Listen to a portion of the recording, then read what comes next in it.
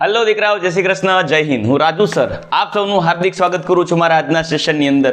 અને આજે આપણે ચેપ્ટર નંબર 12 નું પ્રથમ ચેપ્ટર જે છે ફર્સ્ટ ચેપ્ટર સોલ્યુશન્સ એટલે કે દ્રાવણો એનું વન શોર્ટ રિવિઝન કરીએ, કેમ કે હું જાણું છું કે બોર્ડની એક્ઝામ નજીક આવી રહી છે અને આખું ચેપ્ટર જો ક્વિકલી રિવાઇઝ થઈ જાય તો આપણે આ ચેપ્ટરને પ્રિપેર કરવું, રીડ કરવું વધારે ઇઝી રહેશે, કેમ કે એના દરેક કોન્સેપ્ટ ફટાફટ જો રિવાઇઝ થઈ જાય ને તો દરેક ચેપ્ટરના દરેક કોન્સેપ્ટની અંદર કોઈ નાની એરર જો રહી જતી હોય અથવા તો કોઈ સમજવામાં પ્રોબ્લેમ ક્રિએટ થતી હોય તો તમારે એનું સોલ્યુશન આજે મળી જશે।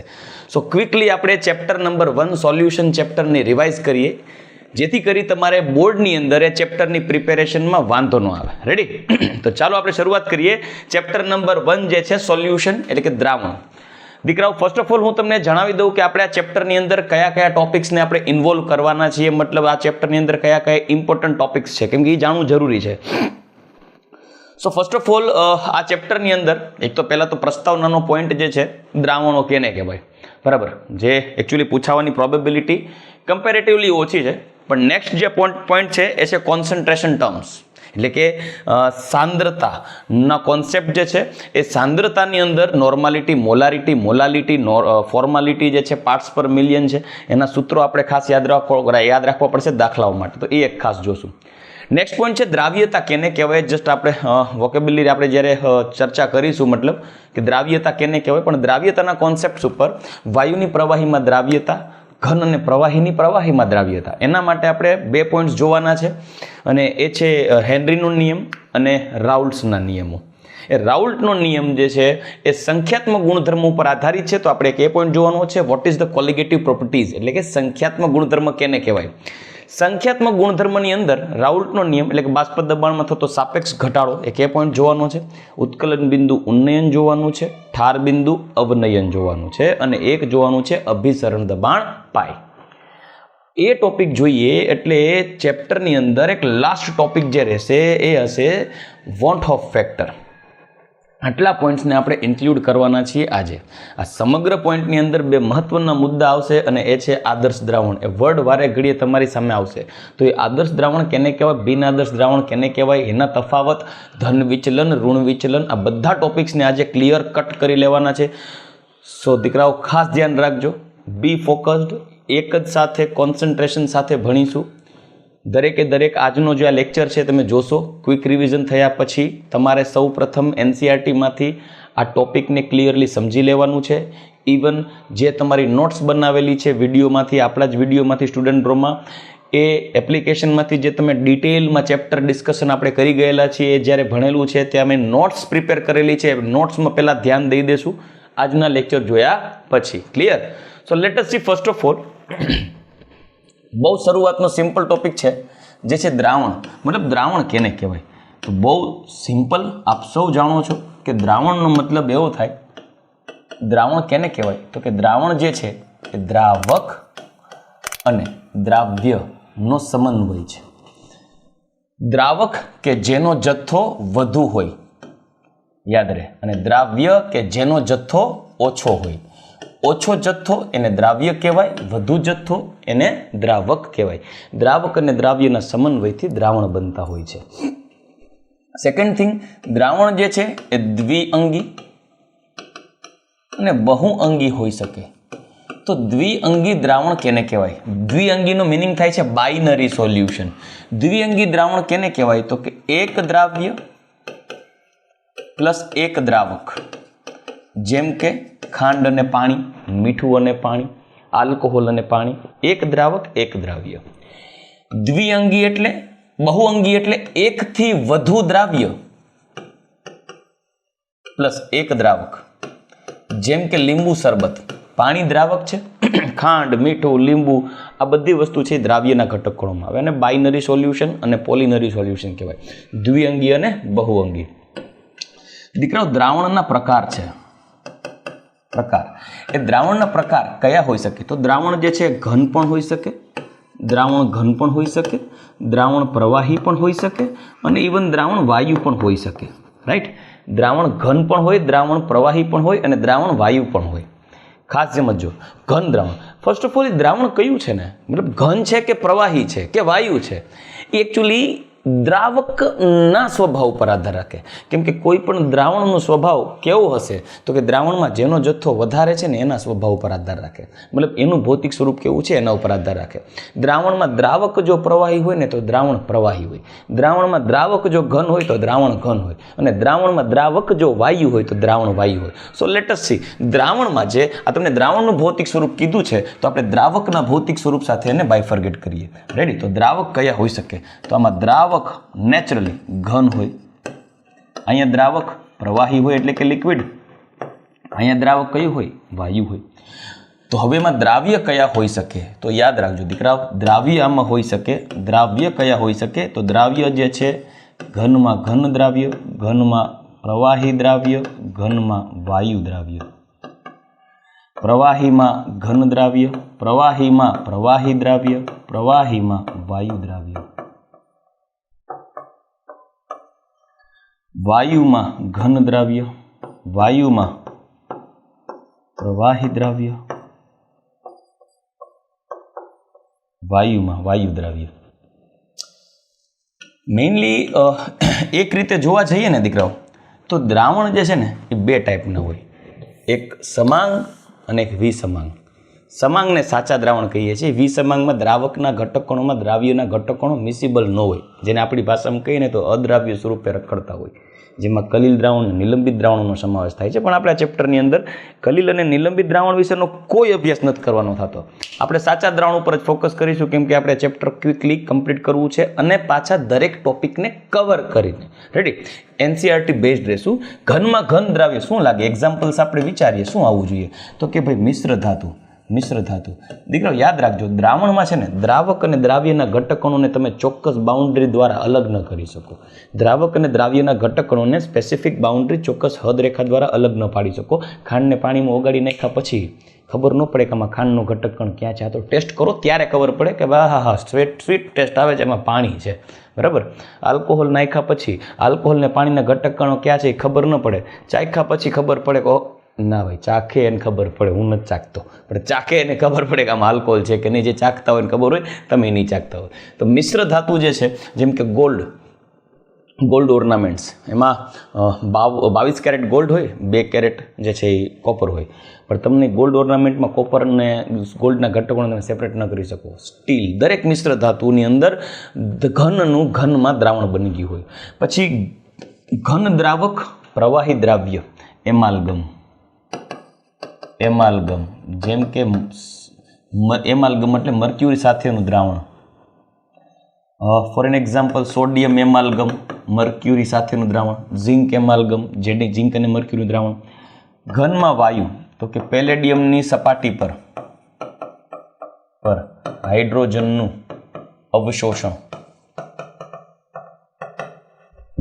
હાઇડ્રોજન વાયુ પેલેડિયમની સપાટી અંદર શોષાય છે, દેખાય નહીં, મતલબ અંદર જતું રહેશે. આને દ્રાવણ બની ગયું કહેવાય. પ્રવાહીમાં ઘન પદાર્થનું ઓગળવું, પ્રવાહીમાં ઘન પદાર્થનું દ્રાવ્ય થવું. ખાંડ અને પાણીનું મિશ્રણ. પ્રવાહીમાં પ્રવાહી ઇથેનોલ અને પાણીનું મિશ્રણ. ક્લિયર? પ્રવાહીમાં વાયુ ઓગાળો, સોડા, વોટર. વાયુમાં ઘન કપૂર, કરિશ્મા કપૂર, કરીના કપૂર નહીં, કેમ્ફર એટલે કપૂર, જે આપણે આરતીમાં દીવો માટે યુઝ કરીએ છીએ તે. કોરોનામાં જેને સુગંધ લઈ લઈને નાક છોલી નાખ્યું એ. બરાબર? પછી વાયુ, વાયુ દ્રાવકમાં પ્રવાહી ઓગાળેલું હોય, ભેજ, હવાનો ભેજ. બરાબર? ફોમ. અને વાયુ એટલે હવા. આ જે થઈ ગયું એ દ્રાવણના ટાઈપ થયા. હવે દીકરાઓ સાંદ્રતાનો ટર્મ્સ લઈએ. સાંદ્રતા લઈએ ને એની પહેલાં હું તમને સમજાવું દ્રાવ્યતા કેને કહેવાય. સોલ્યુબિલિટી. દ્રાવ્યતા, સોલ્યુબિલિટી, દ્રાવ્યતા કેને કહેવાય? હું તમને એમ કહી દઉં છોકરાઓ, સોલ્યુબિલિટી, દ્રાવ્યતા તમે મને સમજાવો એટલે તમે મને કંઈક આવી રીતે સમજાવો. શું કે સર, એક પાત્ર લીધું છે, પાત્રમાં ચોક્કસ કદનું દ્રાવક લીધું છે, એમાં પદાર્થને ઓગાળ્યો, ઓગળી ગયો, હજી ઓગાળો, ઓગળી ગયો, હજી ઓગાળો, ઓગળી ગયો, પછી સર થોડોક ઓગાળો તો ઓગળતો નથી, તળિયે પડ્યો રહ્યો, મતલબ કે દ્રાવણ સેચ્યુરેટ થઈ ગયું. પણ એને દ્રાવ્યતાના સંદર્ભે કઈ રીતે રજૂ કરવું? તો કે તમારે કામ કરવાનું છે, 1 લીટરનો એક ગ્લાસ પાણીનો ભરી લેવાનો, એમાં 1 ચમચી ખાંડ નાખો, હલાવો, સર ઓગળી ગયું, ઓકે, હજી 1 ચમચી ખાંડ નાખો, હલાવો, જ્યાં સુધી ઓગળે ને ત્યાં સુધી નાખ્યા કરો, 3જી ચમચી, 4થી ચમચી, સર 5મી ચમચી નાખી તો હવે ઓગળવાનું બંધ થઈ ગયું, ઓકે, તો એ દ્રાવણ સેચ્યુરેટ થઈ ગયું છે, મતલબ કે દ્રાવણમાં ખાંડ તેની દ્રાવ્યતા જેટલી ઓગળી ગઈ છે, હવે જાજી દ્રાવ્ય નહીં થાય. તો આને દ્રાવ્યતાના ડેફિનેશનમાં કેમ કવર કરવું? કોઈ એકમ કદના દ્રાવકમાં અથવા એકમ કદના દ્રાવણમાં, સાંભળજો ડેફિનેશન, લખવાનો સમય નથી આપણી પાસે, so please open your ears. એકમ કદના દ્રાવણમાં દ્રાવ્ય કરેલા પદાર્થનો મહત્તમ જથ્થો, એકમ કદના દ્રાવણમાં દ્રાવ્ય કરેલા પદાર્થનો મહત્તમ જથ્થો, જેને કહેવાય પદાર્થની દ્રાવ્યતા. રેડી? એકમ કદના દ્રાવણમાં દ્રાવ્ય થયેલ પદાર્થનો જથ્થો, રેડી, એને આપણે કહીએ છીએ સોલ્યુબિલિટી, દ્રાવ્યતા.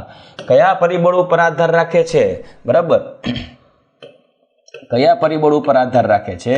તો પરિબળમાં એક આવે દ્રાવક અને દ્રાવ્યનો સ્વભાવ, દ્રાવક અને દ્રાવ્યનો સ્વભાવ.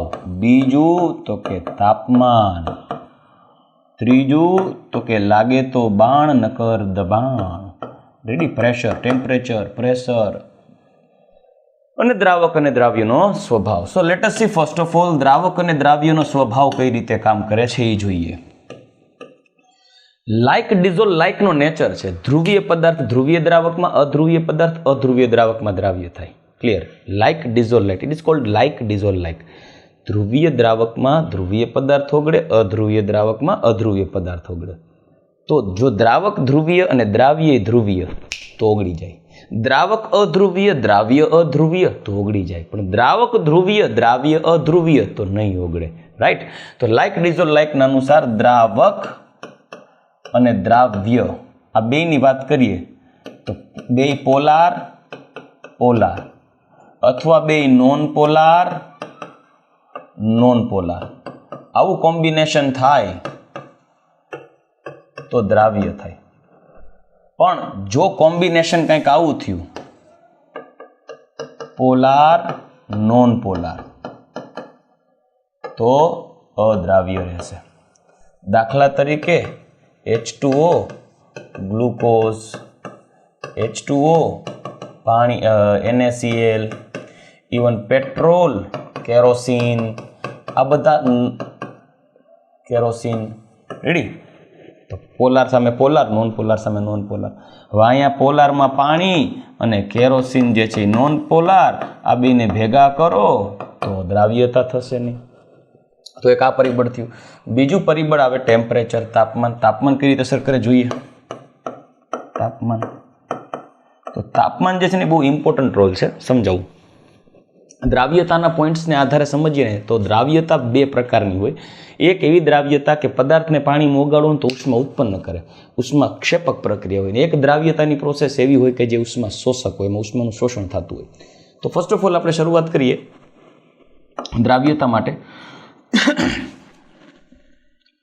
દ્રાવક વત્તા દ્રાવ્ય વત્તા ઉષ્મા બરાબર દ્રાવણ. તો આ પ્રક્રિયા થઈ ગઈ ઉષ્મા શોષક. બરાબર. ઉષ્મા ક્ષેપકની વાત કરીએ તો દ્રાવક વત્તા દ્રાવ્ય, ઇટ ગીવ્સ દ્રાવણ વત્તા ઉષ્મા. આ ઉષ્મા ક્ષેપકની વાત કરીએ છીએ. હવે મુદ્દો એ છે કે તાપમાન વધારો તો તાપમાન જે છે ને એ પ્રક્રિયામાં ઉષ્મા પ્રોવાઈડ કરશે. બેટા શું પ્રોવાઈડ કરશે? ઉષ્મા. તાપમાન વધારો તો તાપમાન ઉષ્મા પ્રોવાઈડ કરે. લેટેલિયરના સિદ્ધાંતનું પાલન થશે. જો તમે આ પ્રક્રિયામાં ટેમ્પરેચર વધારતા, તાપમાન જે છે ને એ પ્રક્રિયક તરીકે કામ કરે. પ્રક્રિયક તરીકે કામ કરે એટલે પ્રક્રિયા કઈ દિશામાં ભાગે? પૂર્વગામી દિશામાં ભાગે અને દ્રાવ્યતા વધે. મતલબ કોઈ પદાર્થની દ્રાવ્યતા ઉષ્મા શોષક હોય અને તમે એમાં ઉષ્મા આપો તો એની દ્રાવ્યતા વધે. ફોર એન એક્ઝામ્પલ, ખાંડ વત્તા પાણી, આ પ્રક્રિયા ઉષ્મા શોષક છે. ઉષ્મા શોષક છે આથી જોજો ઘણી વખત ખાંડ ઓગળતી બંધ થઈ જાય, પણ આપણે ચાસણી બનાવી છે, ખાંડ ઓગળતી બંધ થઈ જાય તો શું કરે મમ્મી એને ચૂલા ઉપર મૂકી અને ગરમ આપવાનું ચાલુ કરે, સિરપ બની જાય, ફટાફટ ચાસણી બની જાય, ફટાફટ દ્રાવ્ય થઈ જાય. મતલબ આમાં ટેમ્પરેચર વધારો તો દ્રાવ્યતા વધે. હવે દ્રાવક અને દ્રાવ્ય જો ઉષ્માક્ષેપક છે અને તમે તાપમાન વધારો, આ તાપમાન જે છે એ તાપમાન જે છે ઉષ્મા વધારે, તાપમાન નિપજ તરીકે કામ કરે. તાપમાન નિપજ તરીકે વર્તે એટલે પ્રક્રિયા કઈ દિશામાં જાય? તો પ્રક્રિયા જે છે એ પ્રતિગામી દિશામાં જાય.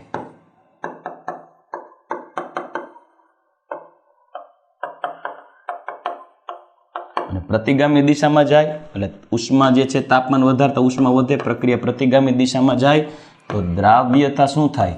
ઘટે.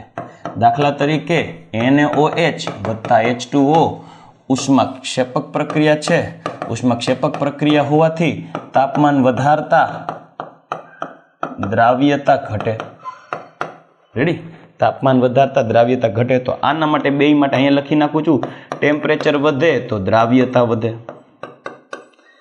ઉષ્માક્ષેપકમાં ટેમ્પરેચર વધે તો દ્રાવ્યતા ઘટે. ક્લિયર? હવે વાત કરીએ દબાણની અસરકારકતા, કે ભાઈ દબાણ જે છે એ દ્રાવ્યતા ઉપર કઈ રીતે અસર કરે? તો પ્રેશર, દબાણની અસર. તો યાદ રહે, ઘન અથવા તો પ્રવાહીમાં દ્રાવ્યતા. માનો કે ખાંડને પાણીમાં ઓગાળો છો, આલ્કોહોલને પાણીમાં, એટલે ખાંડ પાણીમાં ઓગળતી ન હોય, તમે એક તપેલું લ્યો, એમાં પાણી નાખો, એમાં ખાંડ નાખો. હવે ખાંડ ઓગળતી નથી તો ક્યારે એવું બન્યું છે ખાંડ ઓગળતી નથી, હાલો તપેલા ઉપર બેસી જાઓ, દબાણ આપો, તપેલા ઉપર બેસી જાઓ એટલે તરત ખાંડ ઓગળે, એવું બને કોઈ દિવસ?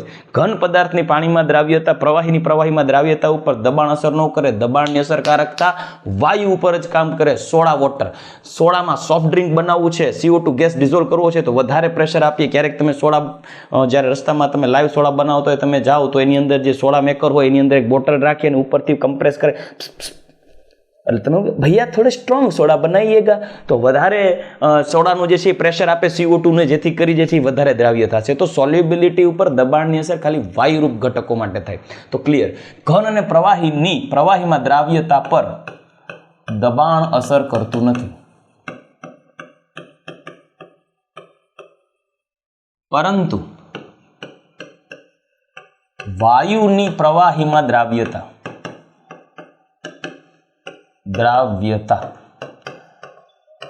દબાણના વધારા સાથે વધે. રાઈટ? સો pressure P directly proportional two solubility. આડી લીટી, ઊભી લીટી આપણે જોઈ છે સોલ્યુબિલિટી. દબાણ વધારતા દ્રાવ્યતા વધે. આ થઈ ગઈ દબાણની અસર. ચલો, હવે જ્યારે કોઈ પણ દ્રાવ્ય પદાર્થને તમે પાણીમાં ઓગાળો છો અને દ્રાવણ બને છે તો હવે દ્રાવણમાં દ્રાવ્ય પદાર્થનો જથ્થો જેટલો ઓગળ્યો છે એને આપણે એની દ્રાવ્યતા કહીએ છીએ, મેક્સિમમ સોલ્યુબિલિટી. આનાથી વધારે ઓગળે એમ નથી. તો સર જે ઓગળી ગયું છે એની સાંદ્રતા કેટલી છે? સો નેક્સ્ટ ટોપિક આપણે લેવો છે સાંદ્રતા પરિબળ, કોન્સન્ટ્રેશન ટર્મ્સ.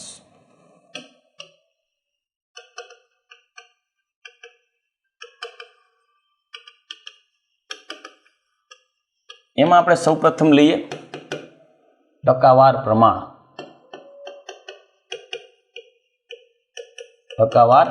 તો તેમાં આપણે સૌથી પહેલા લઈએ વજન કદથી ટકાવાર પ્રમાણ. ચલો, પર્સન્ટેજ બાય વેઇટ. તો આનું સૂત્ર શું થાય? તો કે ભાઈ જો 100 ગ્રામ પદાર્થમાં તમે જેટલો પદાર્થ ઓગાળો છો, સાંભળજો, 100 ગ્રામ દ્રાવણમાં, ટોટલ દ્રાવણનું વજન 100 ગ્રામ લેવાનું. દર 100 ગ્રામ દ્રાવણમાં તમે જેટલો પદાર્થ ઓગાળો છો એને પદાર્થની ટકાવારી કહેવાય. બરાબર? માનો કેમ કે 100 ગ્રામ પદાર્થમાં 10 ગ્રામ પદાર્થ દ્રાવ્ય ઓગાળો, 100 ગ્રામ દ્રાવણમાં 10 ગ્રામ દ્રાવ્ય ઓગાળો તો દ્રાવણનું ટકાવાર પ્રમાણ 10 થાય. હવે તમને એમ કહ્યું 1000 ગ્રામ દ્રાવણમાં 20 ગ્રામ ઓગાળું તો ટકાવાર પ્રમાણ કેટલું? તમે કહો 1000 ગ્રામ દ્રાવણમાં 20 ગ્રામ દ્રાવ્ય તો 100 ગ્રામ દ્રાવણમાં કેટલા? તો 100 ગુણ્યા 20/1000. તો 20 હતું દ્રાવ્યનો જથ્થો, 1000 છેદમાં છે એ દ્રાવણનો જથ્થો. તો સૂત્ર બની ગયું દ્રાવ્યનું વજન ગ્રામમાં ગુણ્યા 100/, દ્રાવણનું વજન ગ્રામમાં. રેડી. હવે એને બદલે જો તમે W/V લેવા ઈચ્છો, પર્સન્ટેજ ઓફ W/V, વજન કદથી ટકાવાર પ્રમાણ. જોજો આમાં માત્ર વજનથી વજન છે, વજન આરે નિસ્બત છે. અહીંયા વજન કદથી ટકાવાર પ્રમાણમાં વોલ્યુમનું ઇન્વોલ્વમેન્ટ છે. અહીંયા દ્રાવણનું વજન ગ્રામમાં નહીં પણ દ્રાવણનું કદ લેવું પડશે mlમાં. તો દ્રાવ્યનું વજન ગ્રામમાં, કેટલા ગ્રામ ઓગાળો છો દ્રાવ્ય, ગુણ્યા 100/, દ્રાવણનું કદ તમારે લેવું પડશે mlમાં. ચલો હવે તમને કોઈ પ્રશ્ન જે છે ઘણીવાર પૂછાયેલો છે બેટા કે ભાઈ આવું હોય 10% W/W NaOH ના દ્રાવણની ઘનતા 1.2 ગ્રામ/ml છે, તો પર્સન્ટેજ ઓફ W/V કેટલું? આવો પ્રશ્ન પૂછે તો લેન્થી કેલ્ક્યુલેશન ન કરવી હોય તો મેં આનો ફોર્મ્યુલા ડિરાઈવ કરીને, મેથેમેટિકલી ડિરાઈવ કરીને તમને આપણી એપ્લિકેશનની અંદર વિડીયોઝ જે આપેલા છે એમાં ડિટેલમાં ડિસ્કશન કરેલું છે. આપણે આખું ચેપ્ટર જે ઓન એન એવરેજ 30-32 લેક્ચર્સનું છે, રાઈટ. આજે આપણે વન શોર્ટમાં કમ્પ્લીટ કરવું છે તો હું ડેરિવેશન નથી આપતો, પણ યસ હું તમને આ બંનેનું રિલેશન આપી દઉં છું. ફોર્મ્યુલા એ તમે ડાયરેક્ટ ફોર્મ્યુલા એપ્લાય કરશો એટલે તમને આન્સર મળી જશે, રાઈટ. તો એ શું છે? percentage of W/W is equal to, W/V is equal to percentage of W/W into D. D for density, ઘનતા. આ સૂત્ર એપ્લાય કરશો એટલે W/W અને W/V વચ્ચેનું રિલેશન મળી જશે. આનો આન્સર એક જ ઝાટકે W/V માંગ્યું છે, W/W 10, 1.2 ઘનતા મૂકી દો, જવાબ આવશે 12 ગ્રામ પ્રતિ ml. 12 ગ્રામ, બરાબર. ટકાવાર પ્રમાણ છે 12% થશે. 10% W/W નો આન્સર 12% થશે. રેડી? W/V. ચલો નેક્સ્ટ એના પછીનો જે છે ફોર્મ્યુલા એ જોઈએ, V/V, પર્સન્ટેજ ઓફ V/V. તો એ ફોર્મ્યુલા આવું થશે. અહીંયા આ દ્રાવણનું કદ થશે અને ઉપરનો જે V છે એ દ્રાવ્યનું કદ થશે. તો દ્રાવ્યનું કદ mlમાં ગુણ્યા 100/, દ્રાવણનું કદ mlમાં. ચલો તો પર્સન્ટેજનું કોન્સન્ટ્રેશન ટર્મ થઈ ગયું છે. હવે આપણે સાંદ્રતામાં જોઈએ.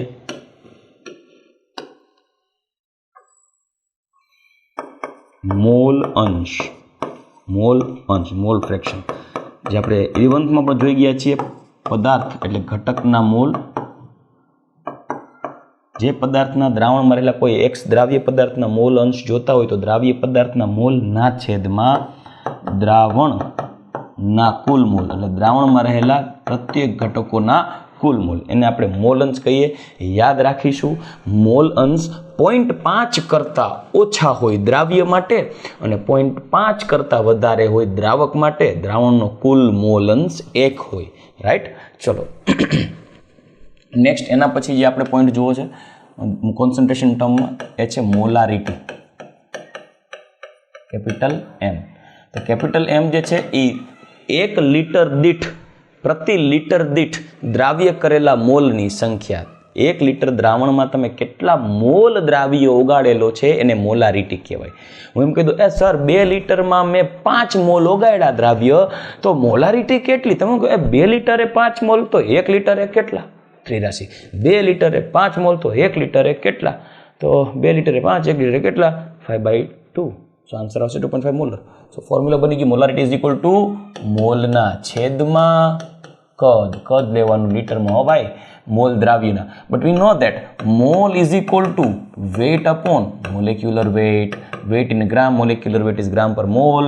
સો we have to apply here, મોલને બદલે લખી શકીએ weight upon molecular weight into volume in litre.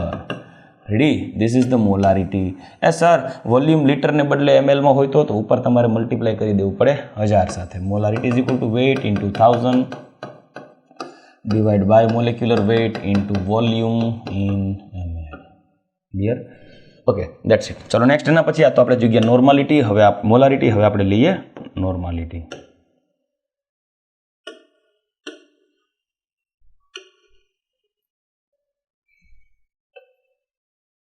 ચલો હવે આપણે લઈએ નોર્માલિટી. નોર્માલિટી જેને સપ્રમાણતા પણ કહી શકાય, કેપિટલ N. જેમ 1 લિટર દીઠ 1 મોલ પદાર્થ ઓગાળો તો 1 મોલર કહેવાય, પણ 1 લિટર દીઠ 1 તુલ્યાંક જેટલો પદાર્થ ઓગાળો તો એને 1 નોર્મલ કહેવાય. તુલ્યાંક એટલે વજનના છેદમાં તુલ્ય ભાર, જે મોલ એટલે વજનના છેદમાં અણુભાર, તુલ્ય ભાર એટલે અણુભારના છેદમાં સંયોજકતા. એ તમને ક્લિયર હશે. રેડી? તો પદાર્થના તુલ્યાંક ના છેદમાં કદ લીટરમાં આપણે ભણ્યા. મોલ પ્રતિ લીટર એમ તુલ્યાંક પ્રતિ લીટર. અહીં લખી દો તુલ્યાંક equivalent is equal to weight upon equivalent weight, તુલ્ય ભાર. તો નોર્માલિટી ઇઝ ઇક્વલ ટુ પદાર્થનું દ્રાવ્ય પદાર્થનું વજનના છેદમાં તુલ્ય ભાર અને ગુણ્યા અહીંયા લઈ શકાય કદ, શેમાં? લીટરમાં. એ સર એમએલમાં હોય તો okay, wait upon equivalent weight into volume of solution in ml. If it is in ml then we have to multiply by 1000. આપણે 1000 વડે ગુણવા પડશે. તો આ થઈ ગયું નોર્માલિટીનું સૂત્ર. હવે નોર્માલિટી અને મોલારિટી વચ્ચેનો રિલેશન, ચલો આ પણ આપણે ભૂતકાળમાં ડિરાઈવ કરી ગયા છે, જે અહીંયા ડાયરેક્ટ લખી શકું છું. Normality is equal to molarity into valency. Valency એટલે સંયોજકતા. દીકરા બધા સૂત્રો આપણે રેગ્યુલર ચેપ્ટર જ્યારે ભણાવેલા છે ત્યારે બધા સૂત્રો જે છે ઇન્ડિવિઝ્યુઅલી ડિરાઈવ કરેલા છે કે ફોર્મ્યુલા ક્યાંથી આવ્યા છે. અહીંયા આપણી પાસે તો ટાઈમ નથી એટલે ડાયરેક્ટલી હું તમને ફોર્મ્યુલા આપું છું. એવું હોય તો આપણી એપ્લિકેશનની અંદર પાછા પ્લીઝ તમે રિવાઇઝ કરી શકો છો. અને ઇવન જે ઘણા સ્ટુડન્ટ એવા છે, આપણા વ્યુઅર છે કે જે સ્ટુડન્ટ પ્રોની એપ્લિકેશનને ડાઉનલોડ નથી કરેલી, સો પ્લીઝ ડાઉનલોડ કરશો તમે એપ્લિકેશનને. એમાં ચેપ્ટર નંબર 2 તમને મળશે અને ટોટલી વિડીયોઝ અવેલેબલ છે. Ready? So please contact our contact person and make it clear. Chapter number 2 solution, એની અંદર બધા ડિટેલ્સમાં ફોર્મ્યુલાઝ ડિરાઈવ કરેલા છે. અને even chapter number 1 standard 11 mole કોન્સેપ્ટમાં પણ આ સૂત્રો બધા ડિરાઈવ કરેલા છે. Normality is equal to molarity into valency. તો આના ઉપર તમને નોર્માલિટી આપેલી ને તો મોલારિટી મળી જાય. ફોર એક્ઝામ્પલ તમને એમ કહેવામાં આવે 5 મોલર H2SO4 નું 2 લિટર દ્રાવણ છે. 5 મોલર H2SO4 નું 2 લિટર દ્રાવણ છે, તો તેની નોર્માલિટી કેટલી? Simple, 5 molar, V have to apply 5, H2SO4, valency 2, normality 10. જવાબ એક ઝાટકે જવાબ. ક્લિયર? ચલો, તો આ થઈ ગયું નોર્માલિટી. એ સર એમની W/V હોય અને નોર્માલિટી કે મોલારિટી જોતું હોય તો એના માટે સૂત્ર છે molarity is equal two percentage of W/V into, જોજો W/V માટે મોલારિટીનું સૂત્ર આપણે સમજવું છે. W/V નું સૂત્ર દ્રાવ્યનું વજનના છેદમાં એક કદ છે ને અહીં 1000 છે. તમારે જો W/V ઉપરથી મોલારિટી જોતું હોય તો W/V into 10 divide by molecular weight કરવાનું કોઈ પણ પદાર્થનું, એટલે તમને મોલારિટી મળી જશે. તો સમજો W/V ઉપરથી મોલારિટી લાવો છો. હું એક એક્ઝામ્પલ આપું કે મારી પાસે H2SO4 નું 10% W/V નું દ્રાવણ છે. તો મોલારિટી કેટલી? તો સૂત્રમાં કિંમત મળે. મોલારિટી બરાબર 10 ગુણ્યા 10^98 H2SO4 નું અણુભાર. જવાબ છે ને, એકદમ ઇઝી. સર નોર્માલિટી જોતી હોય તો નોર્માલિટી જોતી હોય તો સૂત્ર આવી રહ્યું. નોર્માલિટી બરાબર મોલારિટીને બદલે કિંમત મૂકો, percentage of W/V into 10 into સંયોજકતા ના છેદમાં અણુભાર. લ્યો, આ નોર્માલિટી મળી ગઈ. એકબીજા વચ્ચેના રિલેશન એટલા ઝક્કાસ આપી દીધેલા ને તમને કે તમને ધડાધડ જવાબ આવી જશે વિધાઉટ લેન્થી કેલ્ક્યુલેશન. સમજાય છે ને દીકરો? ચલો નેક્સ્ટ આગળ વધીએ. હવે આ નોર્માલિટી થઈ ગઈ. હવે આપણે જોઈએ મોલાલિટીનો કોન્સેપ્ટ. મોલાલિટી,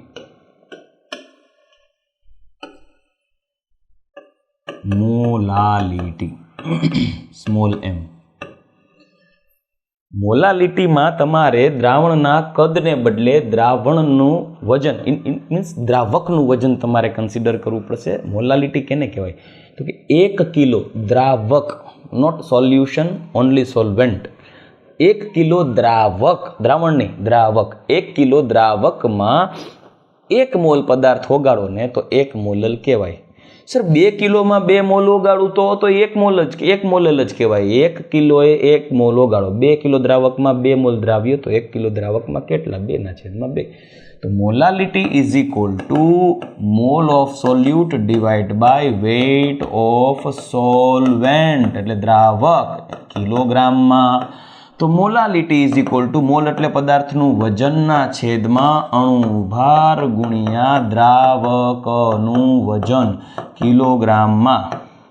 સર ગ્રામમાં હોય તો દ્રાવક, તો વેઇટના છેદમાં મોલેક્યુલર વેઇટ, દ્રાવકનું વજન ગ્રામમાં હોય તો ઉપર શું કરીશું 1000. Answer clear? ઓકે, ચલો નેક્સ્ટ. સર મોલારિટી માંગી છે અને W/V ને બદલે W/W આપ્યું છે, તો W/W આપ્યું હોય તો W/W ઇન્ટુ ડેન્સિટી કરશો એટલે W/V આવી જશે into 10 divide by molecular weight. તો આ મોલારિટી અને W/W વચ્ચેનો સંબંધ થયો. સર નોર્માલિટી અને મોલારિટી વચ્ચેનો રિલેશન છે. નોર્માલિટી મોલારિટી વચ્ચેનો. સર નોર્માલિટી W/V વચ્ચે સંબંધ, મોલારિટી W/V વચ્ચે સંબંધ, W/V W/W વચ્ચેનો સંબંધ છે. તો મોલાલિટી અને મોલારિટી વચ્ચેનો સંબંધ ખરો? યસ છે. 1/, મોલારિટી બરાબર 1/, ઘનતા 1/, મોલાલિટી વત્તા અણુ ભારના છેદમાં 1000. આ સૂત્ર તમે એપ્લાય કરશો એટલે તમને મોલાલિટી અને મોલારિટી વચ્ચેનો રિલેશન પણ મળી જશે. નેક્સ્ટ આપણે જોઈએ, તમને મોસ્ટ ઇમ્પોર્ટન્ટ કોન્સેપ્ટ આપું. તમને જો આવું આપ્યું હોય, 1 મોલ યુરિયાના દ્રાવણ માટે 1 મોલ યુરિયા, તમને એવું કીધું છે કે 1 મોલ યુરિયા છે, તો 1 મોલ યુરિયાના દ્રાવણ માટે દ્રાવ્યના મોલ અંશ કેટલા, આવું કીધું છે. દ્રાવ્યના મોલ અંશ કેટલા, આવો ક્વેશ્ચન કર્યો, શું કરશું? તો પહેલા લોજિકલી સમજીએ. 1 મોલ યુરિયા હોય ને, એનો મતલબ 1 મોલ યુરિયા, મોલ એટલે 1 મોલ યુરિયા પ્રતિ 1 કિલોગ્રામ દ્રાવક. થઈ ગયું કે નહીં? તો તમારે મોલ અંશ મળી જાય ને યુરિયાના. કેમ કરવાનું?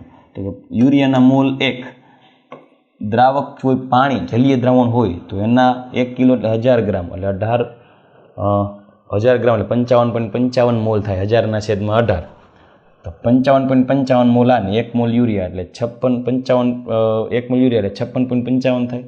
તો યુરિયાના મોલ અંશ જોતા હોય તો 1/56.55 કરી નાખવાનો, ધડાધડ જવાબ આવશે. રેડી? તો આવી રીતે તમારે એવી ગણતરીનો યુઝ કરવાનો થશે. હવે નેક્સ્ટ પોઈન્ટ આપણે લઈએ ફોર્માલિટી. NCERTમાં નથી પણ કામ આવશે. Formality capital F. તો ફોર્માલિટી એટલે પદાર્થનું વજન, દ્રાવ્યનું વજન ના છેદમાં પ્રમાણ સૂચક સૂત્રભાર ગુણ્યા દ્રાવણનું કદ લીટરમાં. mlમાં હોય તો ઉપર 1000 ગુણવા પડશે. આ પ્રમાણ સૂચક સૂત્રભાર સમજાવું એટલે K2SO4 Al2SO4 થાય 24H2O. આ જે છે પોટાશ એલમ અણુસૂત્ર છે. તો પ્રમાણ સૂચક સૂત્ર શું થાય? કે AlSO4 twice 12H2O, કેમ કે એમાંથી 2 કોમન નીકળી જશે. તો 948 ગ્રામ પ્રતિ મોલ આ એનો અણુભાર થયો. તો પ્રમાણ સૂચક સૂત્ર કેટલું થાય? પ્રમાણ સૂચક સૂત્ર ભાર કેટલું થાય? 948 ડિવાઈડ બાય 2. આટલું પ્રમાણ સૂચક સૂત્ર ભાર થાય, જે તમારે એપ્લાય કરવું પડે. નેક્સ્ટ પોઈન્ટ આપણે જોઈએ પાર્ટ્સ પર મિલિયન. પાર્ટ્સ પર મિલિયન એટલે 1 લીટર અથવા 1 કિલોગ્રામ દ્રાવણમાં 1 મિલીગ્રામ જેટલું દ્રાવ્ય, અથવા 1 લીટર દ્રાવકમાં 1 ml જેટલું દ્રાવ્ય, અથવા 1 લીટર દ્રાવણમાં 1 મિલીગ્રામ જેટલું દ્રાવ્ય. હું કહી શકું મિલીગ્રામ પર લીટર વેઇટ વોલ્યુમ. ppm એટલે 1 લીટર દ્રાવણમાં કોઈ એક પદાર્થનો 1 મિલીગ્રામ એટલે ખાંડના 2-3 દાણા થાય 1 લીટર પાણીમાં, તો 1 ppm ખાંડ બન્યું કહેવાય. વિચાર કરો કેટલું ડાયલ્યુટ સોલ્યુશન કહેવાય. રેડી? તો એને તમારે સૂત્ર જો આશરા મિલીગ્રામને બદલે ગ્રામમાં અને લીટરને બદલે mlમાં આપ્યું હોય તો તમારે શું કરવું? તેના માટે સૂત્ર આપણે ડિરાઈવ કરેલા છે. ppm weight of solute. Solute એટલે દ્રાવ્ય, દ્રાવ્યનું વજન, ગુજરાતીમાં લખીએ દ્રાવ્યનું વજન ના છેદમાં દ્રાવણનું કદ. mlમાં દ્રાવ્યનું વજન ગ્રામમાં ગુણ્યા 10⁶ કરવાનું, એટલે આ વેટ બાય વોલ્યુમ ppm થાય. વજનથી ppm જોતું હોય વેટ બાય વેટ તો સૂત્ર થશે દ્રાવ્યનું વેટ ગ્રામમાં ના છેદમાં દ્રાવણનું પણ વેટ ગ્રામમાં લેવું પડે, કિલોગ્રામને બદલે, અને અહીંયા ગુણ્યા 10⁶. તો આ બધા કોન્સન્ટ્રેશન ટર્મ્સના સૂત્ર થઈ ગયા દીકરાઓ. હજી હું તમને દ્રાવણને એક સાંદ્રતામાંથી બીજી સાંદ્રતામાં કન્વર્ટ કરવા માટેના સૂત્ર કહી દઉં છું. શોર્ટકટ્સ m1v1 ગુણ્યા સંયોજકતા બરાબર m2v2 ગુણ્યા સંયોજકતા. મતલબ એ જુદા જુદા દ્રાવણને મિશ્ર કરવામાં આવે છે ત્યારે એક દ્રાવણમાં માનો પાણી નાખી દઈએ અથવા ડાયલ્યુશન કરીએ તો એના નવી સાંદ્રતામાં શું ફેરફાર આવે એના માટેનું આ સૂત્ર છે. ઇવન n1v1 બરાબર n2v2 બરાબર, અથવા તો n1v1 plus n2v2 up to ગમે એટલા દ્રાવણને મિક્સ કરો, પરિણામી સાંદ્રતા n3v3. હવે આ બધા કોન્સન્ટ્રેશન ટર્મ્સ જોઈ ગયા, પણ એમાંથી કયા સાંદ્રતાના પરિબળો એકમો તાપમાનથી સ્વતંત્ર છે? તો યાદ રાખજો દીકરો, તાપમાન એવા આ એકમો જો એમાં જ્યાં જ્યાં કદનો ઉલ્લેખ છે એ કદ તાપમાન સાથે બદલે. તાપમાન પાણીને ગરમ કરો તો પાણીનું કદ વધી જાય, પણ એના વજનમાં કોઈ ફેરફાર ન થાય, દ્રવ્યના જથ્થામાં ચેન્જીસ નહીં આવે. તો એવા સાંદ્રતાના એકમો જે તાપમાન બદલતા કદ સાથે અસર કરે, મતલબ એવા સાંદ્રતાના એકમો કે જેમાં કદ અવેલેબલ છે સૂત્રમાં, એ જ્યાં કદ અવેલેબલ છે એ બધા જ સાંદ્રતાના એકમો તાપમાન સાથે બદલી શકે, અને જ્યાં કદ નથી, જે સૂત્રમાં કદ નથી, બરાબર, તે બધા સૂત્ર તાપમાનથી સ્વતંત્ર છે. તો ચાલો એ લખીએ, તાપમાન ઉપર આધારિત અને તાપમાનથી સ્વતંત્ર. તાપમાનથી સ્વતંત્ર સાંદ્રતાના એકમો, તાપમાન પર આધારિત સાંદ્રતાના એકમો. તાપમાનથી સ્વતંત્ર સાંદ્રતાના એકમો કયા કયા છે? તો ભાઈ મોલાલિટી, મોલ અંશ, વજનથી ppm, weight, percentage of W/W, આ બધા તાપમાનથી સ્વતંત્ર છે. તાપમાન ઉપર આધારિત કયું? મોલારિટી કે જેમાં કદનો ઉલ્લેખ થાય, ફોર્માલિટી કે જેમાં કદનો ઉલ્લેખ થાય, નોર્માલિટી કે જેમાં કદનો ઉલ્લેખ થાય, percentage of W/V, percentage of V/V, even વજન કદથી ppm, વજન કદથી ppm. ચલો ક્લિયર. તો આ બધા જે છે સાંદ્રતાના એકમો થઈ ગયા. હવે નેક્સ્ટ એના પછીનો પોઈન્ટ આવશે, એ છે વાયુની પ્રવાહી દ્રાવકમાં દ્રાવ્યતા. તો મેં હમણાં પહેલાં જ મેં કીધું કે દ્રાવ્યતા ઉપર અસર કરતા પરિબળોમાં કોણ આવ્યું? દબાણ. દબાણ જે છે ને એ દ્રાવ્યતા વધારે, પણ કેના માટે? વાયુ માટે. કેના માટે? વાયુ માટે. ક્લિયર કટ કીધેલું છે. તો હવેનો આપણો જે નેક્સ્ટ પોઈન્ટ છે, વાયુની પ્રવાહી દ્રાવકમાં દ્રાવ્યતા. વાયુની પ્રવાહી દ્રાવકમાં દ્રાવ્યતા. તો એના માટે લિસન, વાયુની પ્રવાહી દ્રાવકમાં દ્રાવ્યતા, તો એના માટે હેનરી નામના વ્યક્તિએ મસ્ત મજાનો નિયમ આપ્યો છે, હેનરીનો નિયમ. હેનરીએ સરસ મજાની વાત કરેલી છે. મોસ્ટ ઇમ્પોર્ટન્ટ ક્વેશ્ચન છે, Henry's law on the solubility of gas with respect to pressure. વાયુની પ્રવાહી દ્રાવકમાં દ્રાવ્યતા ઉપર હેનરી શું કહે છે? એકચ્યુઅલી હેનરીનો નિયમ જે છે એ ડાલ્ટનના નિયમને મળતો આવે છે. તો હેનરી એવું કહે છે કે કોઈ પણ વાયુ પદાર્થ હોય, સાંભળજો, મારી પાસે એક પાત્ર છે, ચલો રેડી, એ પાત્રની અંદર મેં લિક્વિડ સોલ્વન્ટ ભરેલું છે. પાત્રમાં આપણે ઉપર એક કામ કરીએ, પિસ્ટન રાખી દઈએ. પિસ્ટન રાખી દો, એના ઉપર આપણે પ્રેશર મારીશું. હું અહીંયા હવે જે છે વાયુ ભરી દઉં છું અહીંયા, વાયુના ઘટક પણ ભરું છું. અત્યારે હું પ્રેશર P1 આપીશ, સાંભળજો, પ્રેશર P1 આપીશ તો અંદરના વાયુઓનું દબાણ શું થાય? વધે. તમે આના ઉપર આમ પ્રેશર આપશો, આમ પ્રેશર આપશો, જેમ પ્રેશર આપશો દબાણ પિસ્ટન નીચે જશે તો અહીંયા દબાણ વધશે. દબાણ વધશે એટલે પાણીમાં દ્રાવ્યતા શું થશે? વધશે. જેવું દબાણ વધશે તો પાણીમાં થોડીક દ્રાવ્યતા વધશે, અહીંયા દ્રાવ્યતા વધવા માંડે. તો એનો મતલબ એમ, જેમ દબાણ વધશે એમ દ્રાવ્યતા વધશે.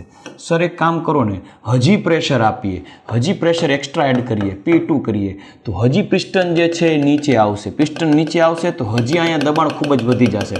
અહીંયા દબાણ વધી જશે તો દ્રાવ્યતા હજી વધશે. એ શું બતાવે છે કે ભાઈ પિસ્ટન ઉપર દબાણ મારશો તો નીચે રહેલા વાયુઓનું દબાણ પ્રવાહીની સપાટી ઉપર વધતું જશે કે નહીં? ઇન શોર્ટ, પ્રવાહીની સપાટી ઉપર આ વાયુનું દબાણ વધે તો આ દ્રાવણમાં તે વાયુના મોલ અંશ વધતા જશે, કેમ કે વાયુ જાજો ને જાજો ઓગળતો જશે. તો આ શું કહેવા માગે છે કે ભાઈ જેમ તમે વાયુનું દબાણ વધારશો, વાયુના ભાગનું દબાણ વધારશો તો દ્રાવણમાં તેના મોલ અંશ પણ વધશે. મતલબ જેટલા દ્રાવણમાં મોલ અંશ વધારે એનો મતલબ અહીંયા સપાટી ઉપર વાયુનું દબાણ વધારે, કેમ કે તમે બહારથી દબાણ એપ્લાય કરો છો એક્સ્ટ્રા.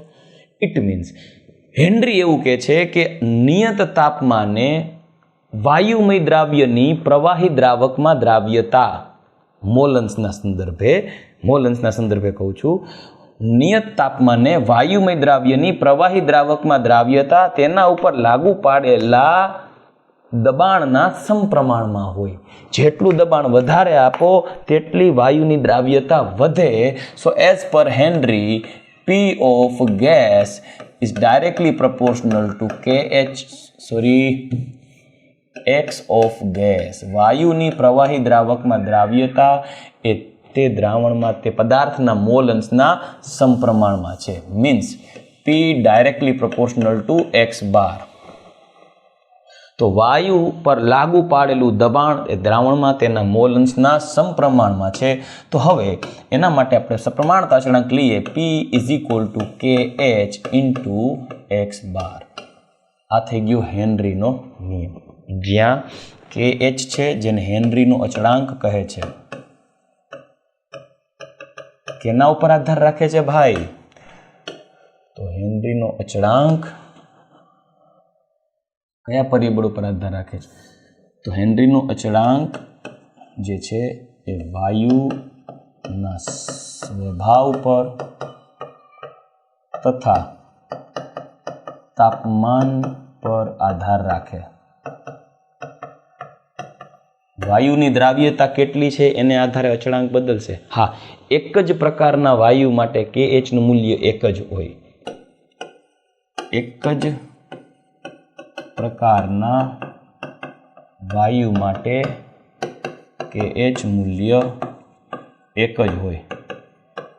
સર જેનું KH નું મૂલ્ય વધારે એની દ્રાવ્યતા વધારે કે ઓછી? હા, એ સમજવું પડશે. ચાલો સમજાવું. જો આ P is equal to KH into extract graph દોરું છું. વાયુનું દબાણ P વિરુદ્ધ મોલ અંશ. જેમ વાયુનું દબાણ વધશે એમની દ્રાવ્યતા વધશે. સમજો ને, દબાણ વધે તો દ્રાવ્યતા વધે, દબાણ ઘટે તો દ્રાવ્યતા ઘટે. તો P વિરુદ્ધ x નો આલેખ દોરું છું. દબાણ વધે તો દ્રાવ્યતા વધે, દબાણ વધશે દ્રાવ્યતા વધશે. જોજો, દબાણ વધે દ્રાવ્યતા વધે, દબાણ વધે દ્રાવ્યતા વધે, દબાણ વધે દ્રાવ્યતા વધે, પણ તાપમાન રાખવાનું અચળ. થઈ ગયું ને? જેમ દબાણ વધતું જશે એમ દ્રાવ્યતા વાયુની વધતી જશે. હવે એને આપણે થોડુંક અચળાંક સમજીએ એટલે થોડું ક્લિયર થશે. વાયુના ભાગનું દબાણ વધે તો આની દ્રાવ્યતા વધે. તો ઢાળ જે આવશે, ઢાળ હું A, B અને C કહું તો AB ના છેદમાં BC એ જે છે ને KH, અને વાયુનો હેનરીનો અચળાંક કહેવાય. આ તાપમાન સાથે કઈ રીતે સંબંધ દર્શાવે એ સમજવાનું છે. ઓકે, વી નો ધેટ વાયુ હોય એને તમે ઓગાળ્યો હોય. જોજો, થમ્સઅપની બોટલમાં તમે નિયત થમ્સઅપની બોટલને ફ્રીજમાં રાખી છે. હવે એ જ થમ્સઅપની બોટલને તમે ફ્રીજની બહાર રાખશો ને એટલે બોટલમાં શું થશે, ટેમ્પરેચર વધશે એટલે CO2 ગેસ ફટાફટ ઉડવા માંડશે, રાઈટ. આ બધું એક્સપેરિમેન્ટ તમે જાણો છો. તો એનો મતલબ એમ કે વાયુની પ્રવાહીમાં દ્રાવ્યતા હંમેશા એવી હોય કે તમે એ ઠંડુ રાખશો ને તો જ દ્રાવ્ય થશે, ગરમ કરશો તો ઉડી જશે, કેમ કે તાપમાન આપવાથી પ્રક્રિયા પ્રતિગામી દિશામાં થાય. કારણ કે એમણે કીધું તાપમાન ઉપર અસર કરતા પરિબળોમાં તાપમાન વાયુની દ્રાવ્યતા માટે વાયુની દ્રાવ્યતા ઉષ્માક્ષેપક પ્રક્રિયાઓના તાપમાનનો વધારો સારો નહીં. એટલે જ આપણે થમ્સઅપને સોફ્ટ ડ્રિંકને ફ્રીજમાં રાખીએ છીએ જેથી એની સ્ટ્રોંગનેસ જળવાઈ રહે. તો જેમ તાપમાન વધે એમ દ્રાવ્યતા ઘટે. એટલે તાપમાન હંમેશા દ્રાવ્યતાના વ્યસ્ત પ્રમાણમાં હોય. તો હું એક કામ કરું છું, ગ્રાફ તમને થોડો એક્સપ્લેન કરું, વધારે ક્લિયર થઈ જશે. પ્રેશર P, દબાણ, વાયુનું દબાણ ના છેદમાં તે વિરુદ્ધ વાયુના મોલ અંશ દ્રાવણમાં. હવે જો હું આપણે છે ને ગ્રાફ ડ્રો કરીએ. ફર્સ્ટ ઓફ ઓલ એક ગ્રાફ આમ ડ્રો કરું છું. તમે અલગ અલગ કલરથી ગ્રાફ ડ્રો કરવું એટલે થોડું વધારે તમને સમજાય. આ બીજો ગ્રાફ, આ ત્રીજો ગ્રાફ, આ 3 ગ્રાફ ડ્રો કર્યા છે. હવે નીચું દબાણ હશે ને તોય જાજુ ઓગળશે. સાંભળજો, નીચું દબાણ હોય ને તોય જાજુ ઓગળી ગયું એવું ત્યારે બને ઠંડુ હોય. ટેમ્પરેચર લોઅર હોય ને તો દબાણ ઓછું આપો ને તો ધડાધડ ઓગળે. પણ ટેમ્પરેચર જ હાઈ હોય તો વાયુની દ્રાવ્યતા જ ઓછી હોય, તમે જોરદાર દબાણ આપો ને તો અહીંયા માંડ થોડું થોડું ઓગળે, કેમ કે તાપમાન જ ઊંચું છે, દ્રાવ્ય થવા દેતું નથી. તો લોઅર ટેમ્પરેચરે પ્રેશર દ્રાવ્યતા વધારે છે. તો જો ઓછા પ્રેશરમાં આ જે ઇંગ્લિશ કલર જાય છે પોપ્ટી કલર, ઓછા દબાણે દ્રાવ્યતા જાજી મળે છે. અને વ્હાઇટ જો બહુ જાજુ દબાણ આપો છો ને તોય દ્રાવ્યતા ઓછી, એટલે આને T3 કહું, આ T2 કહું, આ T1 કહું. T1 less than T2 less than T3 છે.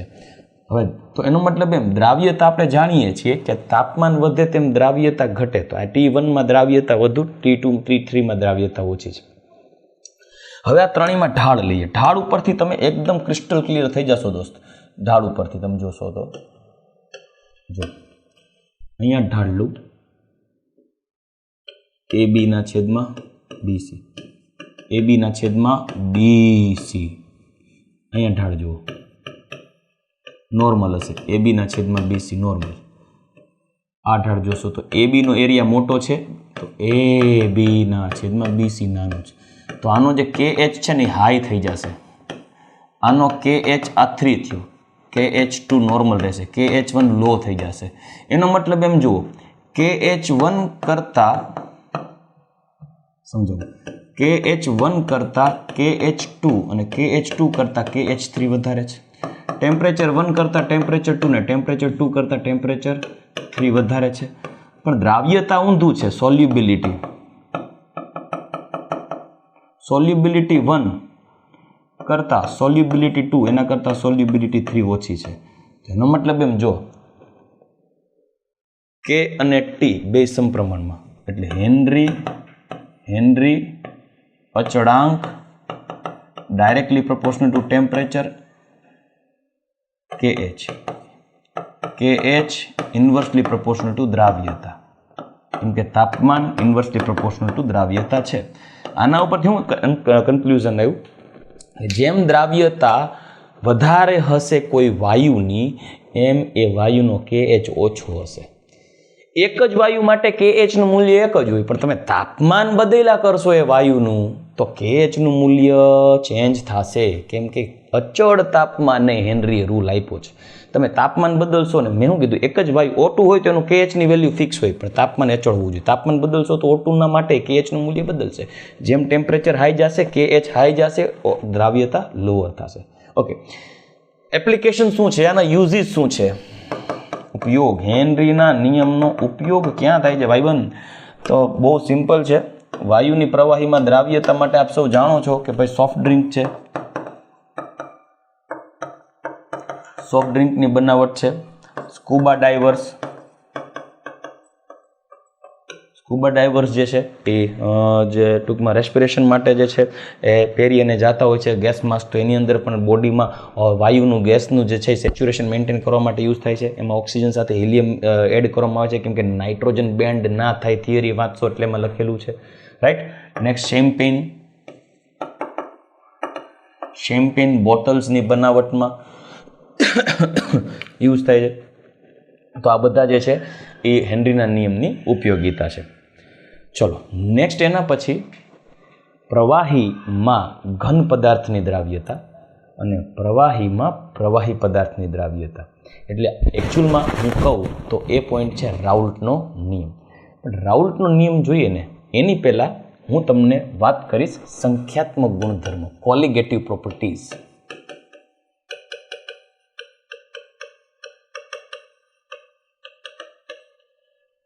તો કે ભાઈ દ્રાવણના સંખ્યાત્મક ગુણધર્મ કેને કહેવાય? તો કે દ્રાવણમાં અમુક ગુણધર્મો એવા હોય છે, સાંભળજો, દ્રાવણમાં અમુક ગુણધર્મો એવા હોય છે કે જે દ્રાવણમાં રહેલા દ્રાવ્ય પદાર્થના સ્વભાવ ઉપર નહીં, પરંતુ તે દ્રાવણમાં દ્રાવ્ય થયેલા ઘટકોમાંથી ઉત્પન્ન થયેલા આયનોની સંખ્યા ઉપર આધાર રાખે છે. ફોર એક્ઝામ્પલ, હું 1 મોલર NaClનું દ્રાવણ બનાવું, 1 મોલર CaCl2નું દ્રાવણ બનાવું, 1 મોલર ગ્લુકોઝનું દ્રાવણ બનાવું, તો ગ્લુકોઝ વિદ્યુત અવિભાજ્ય છે. દ્રાવણમાં ઘટક કણોની સંખ્યા, જે દ્રાવણમાં ઘટક કણોની સંખ્યા વાત કરું તો 1 મોલર જ હોય. આમાં ઘટક કણો 2 મોલર બને, કેમ? Na+Cl-. આમાં ઘટક કણો 3 મોલર બને, કેમ? 1Ca+2 2Cl-. તો સંખ્યાત્મક ગુણધર્મની વાત કરું ને, સંખ્યાત્મક ગુણધર્મો તો સૌથી વધારે ત્રણેયમાં ગ્લુકોઝના ઓછા, પછી એના કરતાં વધારે NaCl, એના કરતાં વધારે CaCl2, જેમાં ઘટક કણો હજી વધારે હશે તો સંખ્યાત્મક ગુણધર્મ એના વધારે હશે. તો કોલિગેટિવ પ્રોપર્ટીઝ કેને કહેવાય? તો કે દ્રાવણના એવા ગુણધર્મો કે જે દ્રાવ્ય પદાર્થના સ્વભાવ પર નહીં, પરંતુ તે દ્રાવણમાં રહેલા ઘટક કણોની સંખ્યા ઉપર આધાર રાખે. તો દ્રાવણમાં રહેલા ઘટક કણોની સંખ્યા પર આધાર રાખતા ગુણધર્મો ને સંખ્યાત્મક ગુણધર્મો કહેવાય. એટલે કયા કયા ગુણધર્મો જે છે એ સંખ્યાત્મક ગુણધર્મોમાં આવે, હવે એ જોઈએ. તો 1, બાષ્પ દબાણમાં થતો સાપેક્ષ ઘટાડો P01 - P1/P01, જે રાઉલ્ટનો નિયમ છે. બીજું, ઉત્કલન બિંદુ ઉન્નયન ΔTB. ત્રીજું, ઠાર બિંદુ અવનયન, જે ΔTF. અને ચોથું, અભિસરણ દબાણ પાઈ. આટલા પોઈન્ટ્સ આપણે જોવાના છે. આ સંખ્યાત્મક ગુણધર્મો છે. એમાં સૌથી પહેલો સંખ્યાત્મક ગુણધર્મ છે ને એ બાષ્પ દબાણમાં થતો સાપેક્ષ ઘટાડો, રિલેટિવ લોવરિંગ ઇન વેપર પ્રેશર. એ બાષ્પ દબાણમાં થતો સાપેક્ષ ઘટાડો સમજવો છે, પણ એના માટે તમારે સમજવું પડશે બાષ્પ દબાણ, વોટ ઇઝ વેપર પ્રેશર. તો પહેલાં એ સમજાવું બાષ્પ દબાણ કેને કહેવાય, પછી આપણે રાઉલ્ટના નિયમ તરફ પ્રયાણ કરીએ. મારી પાસે દીકરાઓ એક પાત્ર છે.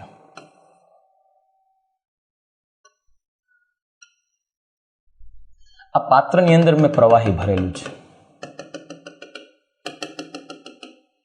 અહીંયા પ્રવાહીના ઘટક કણો છે લિક્વિડ ફોર્મમાં. એક્સટર્નલ ટેમ્પરેચર T કોન્સ્ટન્ટ છે, પ્રેશર P કોન્સ્ટન્ટ છે, પાત્ર બંધ છે. બાહ્ય તાપમાન, આપણે છે ને ધોરણ 11માં ભણી ગયા છીએ ડ્યુઅલ નેચર ઓફ પાર્ટિકલ, મતલબ કે દ્રવ્યની દ્વૈત વર્તણૂક. દરેક ઘટક કણ જે છે એની અંદર સ્થિતિ ઉર્જા અને ગતિજ ઉર્જા રહેલી હોય છે. તો આ પ્રવાહીના ઘટક કણોની અંદર પણ ગતિજ ઉર્જા અને સ્થિતિજ ઉર્જા અવેલેબલ હશે. તો હવે આ જે ઘટક કણો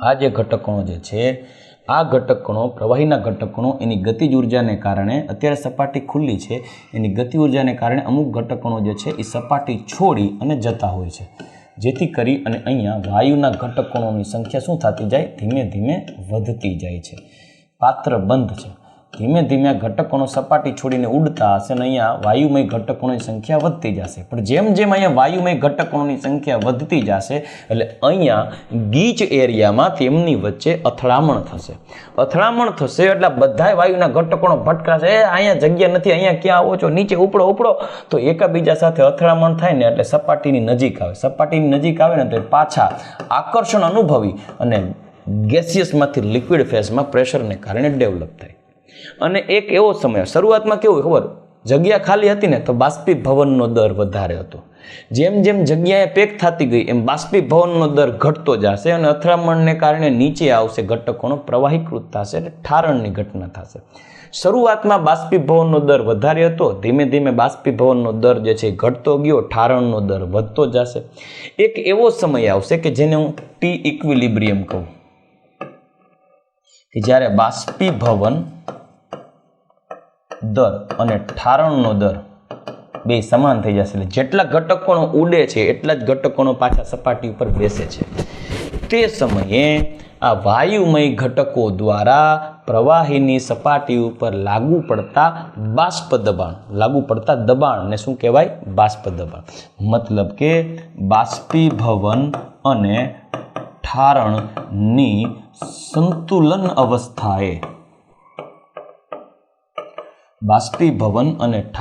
સંતુલન અવસ્થાએ પ્રવાહીની સપાટી પર વાયુ દ્વારા લાગુ પડતા દબાણને બાષ્પ દબાણ કહે છે એટલે વેપર પ્રેશર કહે છે કેના ઉપર આધાર રાખે છે તો કે એક પ્રવાહીના સ્વભાવ પર બીજા શબ્દમાં કહીએ તો આંતર આણ્વીય આકર્ષણ બળ પર મતલબ પ્રવાહી જે છે એ વોલેટાઇલ હોય વધારે આંતરાણ્વીય આકર્ષણ બળ ઓછું હોય તો બાષ્પ દબાણ વધે પણ જેની બાષ્પશીલતા ઓછી હોય તો આંતરાણ્વીય આકર્ષણ બળ ઓછું હોય આંતરાણ્વીય આકર્ષણ બળ પ્રબળ હોય બાષ્પશીલતા ઓછી હોય તો ઓછું ઉડે તો અહીંયા બાષ્પ દબાણ ઓછું થાય અને સેકન્ડરી મેઇન મેટર છે ટેમ્પરેચર તાપમાન જેટલું તાપમાન અહીંયા વધારે હશે સપાટી છોડી જનારા ઘટકોની સંખ્યા વધારે હશે તો ઓબ્વિયસલી બાષ્પ દબાણ ઊંચું જશે નેક્સ્ટ પોઈન્ટ આપણે લઈએ અને એ છે રાઉલ્ટનો નિયમ તો ફર્સ્ટ ઓફ ઓલ રાઉલ્ટનો નિયમ જોઈએ નિયમ કેના માટે તો કે ભાઈ અબાષ્પશીલ દ્રાવ્ય અને બાષ્પશીલ દ્રાવક માટે અબાષ્પશીલ દ્રાવ્ય અને બાષ્પશીલ દ્રાવક માટે સમજીએ પ્રથમ સંખ્યાત્મક ગુણધર્મ કવર થઈ જશે જોઈએ મારી પાસે એક પ્રવાહીના ઘટકણો છે અહીંયા પાત્ર બંધ છે મેં દ્રાવક લીધું છે અહીંયા દ્રાવકને હું x1 કહું જેના મોલન્સ દ્રાવકના મોલન્સ 1 થશે અને x2 જેને હું દ્રાવ્ય કહીશ એના મોલન્સ 0 થશે તો દ્રાવકના ઘટકણો જે છે એ સપાટી છોડી અને ઇઝીલી જઈ શકશે જેને કારણે દ્રાવકના ઘટકણો દ્વારા અહીંયા જે છે એ બાષ્પ અવસ્થા જનરેટ થશે અહીંયા દ્રાવકના ઘટકોની સંખ્યા વધારે હશે એટલે બાષ્પ દબાણ વધશે કલર બદલી નાખવાનો એટલે તમને ક્લિયરલી દેખાય રેડી બાષ્પશીલતા વધારે હશે કેમ કે નકરા બાષ્પશીલ દ્રાવકના ઘટકોનો આમાં છે એ બધા ઉડતા હશે જેને કારણે અહીંયા સપાટી પર બાષ્પ દબાણ ઉત્પન્ન થશે હું જેને કહીશ P01 હવે આ જ પાત્રની અંદર હું જે છે એ અબાષ્પશીલ દ્રાવ્ય ઓગાળીશ અબાષ્પશીલ કે જે ઉડે એવું નથી જે ઉડતું નથી આની અંદર અહીંયા દ્રાવકના ઘટકણો જે છે એની અંદર હું અબાષ્પશીલ દ્રાવ્ય પદાર્થ ઓગાળવા બેઠો છું હું અબાષ્પશીલ દ્રાવ્ય ઓગાળીશ. એટલે અબાષ્પશીલ દ્રાવ્યમાં કઈ જગ્યા અમુક જગ્યા ઓગાળી નાખું. ફોર એન એક્ઝામ્પલ હું ખાંડ ઓગાળું છું અબાષ્પશીલ. તો સપાટી ઉપર પણ અબાષ્પશીલ ઘટકો આવી જશે કે નહીં? સપાટી ઉપર અબાષ્પશીલ ઘટકો આવી જશે એટલે ઉડશે નહીં. ખાંડના દ્રાવણો ઉડે નહીં, ખાંડના ઘટકોનો દ્રાવણમાં ઉડે નહીં. રેડી? તો હવે એને કારણે શું થશે? બાષ્પશીલ ઘટકો હવે ઓછા રહ્યા. હવે પહેલા સપાટી ઉપર જેટલા બાષ્પશીલ ઘટકો હતા એના કરતાં હવે દ્રાવકના સપાટી પરના ઘટકો ઓછા રહેશે. કેમ કે ખાંડ ઓગાળો તો ખાંડ દ્રાવણની અંદર રહેશે ને ખાંડ સપાટી ઉપર આવશે. સપાટી ઉપર જેટલા ખાંડના ઘટકોનો આવશે ને એટલા ઘટકોનો ન ઉડે. પાણીના જેટલા હશે એટલા ઉડે. તો પહેલા સપાટી ઉપર બધા પાણીના જ હતા જે ઉડી જતા હતા. હવે સપાટી ઉપર પાણીના ઓછા થઈ ગયા તો ઓછા ઉડે. ઓછા ઉડે તો સપાટી ઉપર હવે વાયુમય ઘટકોની સંખ્યા પહેલાં જેટલી ન હોય. તો પહેલાં જેટલી વાયુના ઘટકોની સંખ્યા નહીં હોય તો અહીંયા દબાણ ઓછું થઈ ગયું હશે. રેડી? આ ક્લિયર થઈ ગયા તમે? અહીંયા દબાણ ઓછું હશે. આવું દબાણ કઈ? P1 દબાણ. અને દ્રાવણનું બાષ્પ દબાણ કહેવાય. નો ડાઉટ આ દબાણ જે છે એ આ જે લિક્વિડના ઘટકોનો ઉડ્યા છે ને એને જ કારણે છે. વાસ્તવિકમાં આ દબાણ જે છે એ આ 1 નંબર આ હું અહીંયા હું કહીશ ને તો અહીંયા x1 અને x2 ની વાત કરું તો x1 લેસ ધેન 1 થઈ ગયું. બરાબર? અને x2 જે છે નોટ ઇક્વલ ટુ 0 છે, જે લેસ ધેન 1 જ છે, પણ x1 ગ્રેટર ધેન x2 હશે. દ્રાવ્યના મોલન્સ દ્રાવકના મોલન્સ કરતાં ઓછા જ હોય, પણ હવે પાણીના મોલન્સ જે છે એ 0 રહ્યા નથી. તો હવે હું એમ કહીશ કે સપાટી છોડી જનારા ઘટકોની સંખ્યા ઉપર ઓછી થઈ ગઈ, દબાણ ઓછું થઈ ગયું. દ્રાવણનું બાષ્પ દબાણ કહેવાય. વાસ્તવમાં આ દબાણ જે છે એ દ્રાવક બાષ્પશીલ ઘટકને કારણે જ છે. પણ પહેલા જુઓ, દ્રાવકનું બાષ્પ દબાણ P01 આ છે દ્રાવકનું બાષ્પ દબાણ P01 ત્યારે એનું મોલન્સ 1 છે. હવે આ એકચ્યુઅલી દ્રાવણનું બાષ્પ દબાણ જે છે, દ્રાવણનું બાષ્પ દબાણ જેને દ્રાવકનું આંશિક દબાણ પણ કહી શકાય. એટલે દ્રાવકના ભાગનું દબાણ, કેમ કે દ્રાવ્યના ભાગનું દબાણ તો 0 થશે કેમ કે તો ઉડવાનું જ નથી. પણ અહીંયા જે દબાણ હશે P1 વાયુ દ્વારા ઉત્પન્ન થતું જે બાષ્પ દબાણ છે P1 કે જે વોલેટાઇલ ઘટકનું બાષ્પ દબાણ છે, એ બાષ્પ દબાણ શું અહીંયા જેટલું હશે? જુઓ આપ, અહીંયા જેટલું દબાણ ઉત્પન્ન થયું હશે? તો કે ના. કેમ? કેમ કે સર સપાટી છોડી જનારા ઘટકોની સંખ્યા ઘટી ગઈ, કેમ કે દ્રાવણમાં પાણીના મોલન્સ ઓછા થઈ ગયા. જો લેસ ધેન 1 થી લેસ ધેન 1 કેમ સર? પાણી થોડી આપણે બહાર કાઢ્યું, પાણી બહાર નથી કાઢ્યું, તો કુલ મોલન્સ એક જ હોય. દ્રાવણનું કુલ મોલન્સ એક જ છે. અહીંયા દ્રાવ્ય છે નહીં એટલે દ્રાવક જ 1. અહીંયા દ્રાવ્ય થોડોક આવી ગયું છે તો દ્રાવ્ય આવે ને તો કુલ મોલન્સ એક હોય એટલે દ્રાવ્યના મોલન્સ થોડાક વધ્યા કહેવાય, તો દ્રાવકના મોલન્સ ઘટ્યા કહેવાય. તો દ્રાવકનું મોલન્સ 1 કરતાં ઓછો થઈ ગયો. સપાટી ઉપર દ્રાવકના ઘટકો ઓછા થઈ ગયા, ઓછા ઉડીને જશે તો એના ભાગનું દબાણ ઓછું થઈ જશે. સર હજી ખાંડ નાખીએ તો? ભાઈ તમે હજી ખાંડ નાખશો ને તો હજી દ્રાવકના મોલન્સ ઓછા થશે, હજી ખાંડ સપાટી ઉપર જાજી જગ્યા રોકશે, હજી ઓછું ઉડશે તો હજી દબાણ ઘટશે. એટલે મતલબ એમ કે દ્રાવકના ભાગનું આંશિક દબાણ ઘટતું જશે.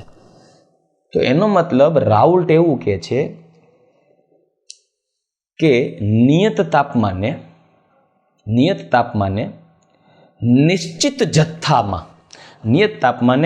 નિશ્ચિત જથ્થાના દ્રાવ્યને ઓગાળી આદર્શ અને મંદ દ્રાવણ બનાવવામાં આવે. નિયત તાપમાને નિશ્ચિત જથ્થાના દ્રાવ્યને ઓગાળી આદર્શ અને મંદ દ્રાવણ બનાવવામાં આવે ત્યારે બનતા દ્રાવણમાં બાષ્પશીલ ઘટકનું આંશિક દબાણ એ તે બાષ્પશીલ ઘટકના દ્રાવણમાં રહેલા મોલન્સના સમપ્રમાણમાં હોય. કેમ? કેમ કે જેમ અહીંયા જો અહીંયા મોલન્સ 1 હતું દ્રાવકનું, અહીંયા દ્રાવકનું મોલન્સ ઘટી ગયું તો એના ભાગનું બાષ્પ દબાણ ઘટી ગયું. હજી ખાંડ નાખશો તો દ્રાવ્યનું મોલન્સ વધે, દ્રાવકનો મોલન્સ ઘટે. દ્રાવકનો મોલન્સ ઘટશે તો હજી બાષ્પ દબાણ ઘટશે.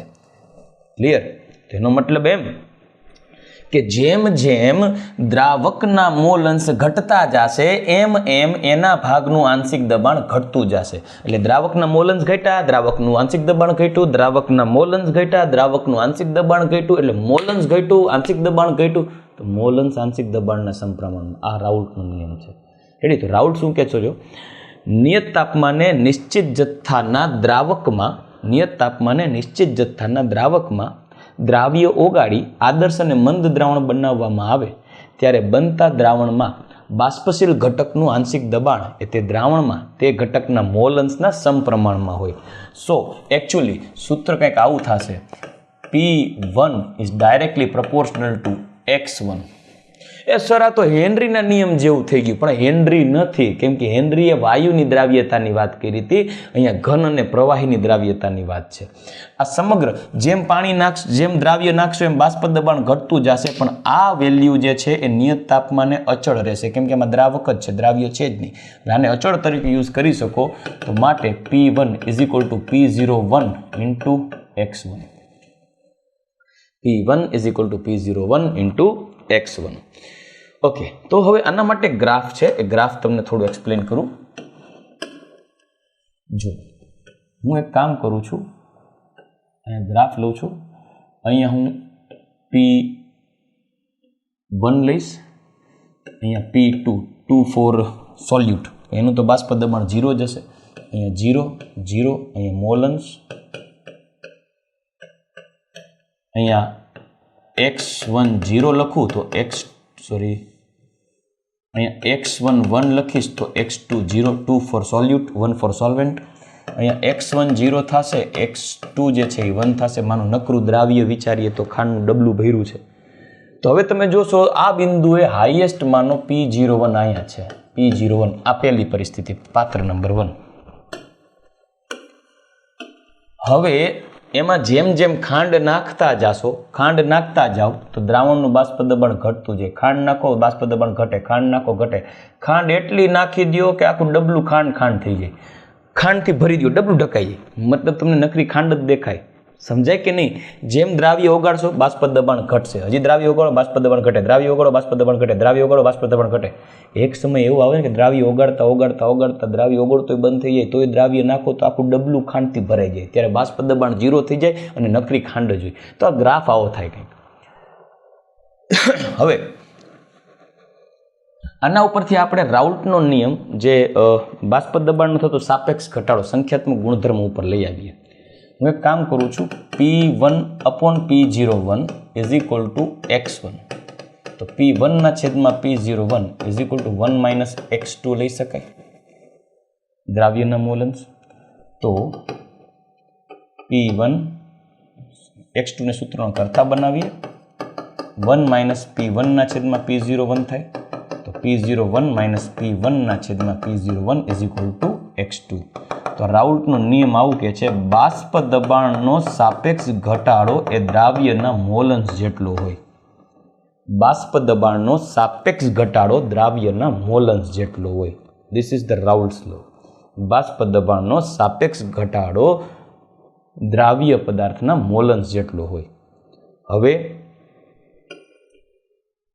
તમને સંખ્યાત્મક ગુણધર્મનો ઉપયોગ શું છે? તમને પ્રશ્ન પૂછાય કે મેં પાણીનું બાષ્પ દબાણ જે છે એ ફલાણું છે, હવે એમાં હું X ગ્રામ ખાંડ ઓગાળું છું, ત્યારે એનું બાષ્પ દબાણ ઘટીને આટલું થયું, તો એ ખાંડ કેટલી ઓગાળી હશે? એટલે ખાંડનું વજન પૂછ્યું છે. અથવા તો તમને એવું પૂછાય કે મેં 10 ગ્રામ અજ્ઞાત પદાર્થ ઓગાળ્યો છે, ત્યારે બાષ્પ દબાણ ઘટીને આટલું થઈ ગયું છે, તો અજ્ઞાત પદાર્થનું આણ્વીય દળ કેટલું હશે? એવા ટાઈપના ક્વેશ્ચન આવે તો આના ઉપર આપણે એવું સેટ કરવું પડશે. X2 એટલે દ્રાવ્યના મોલન્સ, દ્રાવ્યના મોલન્સ એટલે N2 ના છેદમાં N1 પ્લસ N2.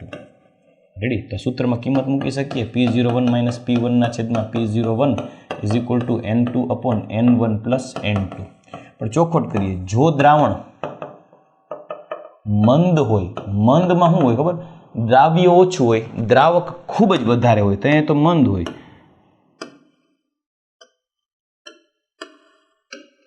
તો મંદ હોય તો N1 is greater than N2 થાય, તો N1 is approximately N1 plus N2 લઈએ. તમે આ સૂત્ર પણ યુઝ કરી શકો. જો દ્રાવણ મંદ ન હોય, જો દ્રાવ્યનો જથ્થો દ્રાવકના જથ્થાની સાપેક્ષે અવગણી શકાય એવો ન હોય, તો તમે આ સૂત્ર યુઝ કરી શકો. પણ દ્રાવ્યનો જથ્થો દ્રાવકની સાપેક્ષે બહુ ઓછો હોય, બાષ્પ દબાણનો ફેરફાર નહિવત હોય, તો તમારે સૂત્ર બીજું યુઝ કરી શકો. N1 plus N2 approximately N1 લઈ શકો, તો ટેક્સ્ટબુક પ્રમાણે સૂત્ર મળી જશે. P1 ના છેદમાં P01 is equal two N2 upon N1.